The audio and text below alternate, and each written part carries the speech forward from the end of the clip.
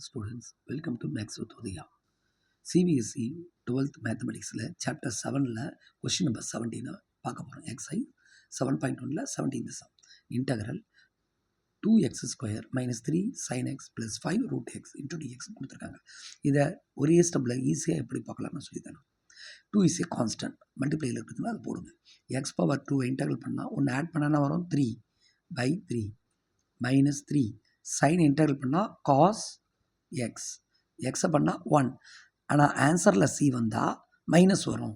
ஏற்கனவே இங்கே மைனஸ் இருக்குது, அப்போ ப்ளஸ் ஆகலாம். அப்போ இன்டகிரேஷனில் ஆன்சரில் எப்படி ஞாபகம் வச்சுக்கணும்? ஆன்சரில் சி வந்தால் மைனஸ் வரும். ஏற்கனவே இங்கே மைனஸ் இருக்குது, அப்போ ப்ளஸ் ஆகிடுங்க. ப்ளஸ் 5 ரூட் எக்ஸ்னு என்ன அர்த்தம்? 1/2ன்னு அர்த்தம். 1/2 ஒன்று ஆட் பண்ண என்ன வரும்? 3/2. அப்போ 3/2/3/2 அவ்வளோதான். நெக்ஸ்ட் வந்து இங்கே லிமிட் இல்லை. லிமிட் இல்லைனா சம் கான்ஸ்டன்ட் ஒன்லி டிஃபர். அப்போது சி போடுங்க. ஓகேங்களா?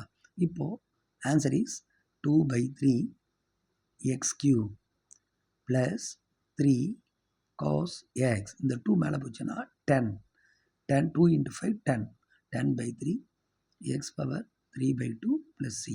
இதோட இந்த சம் வந்து முடியுது. Thank you student.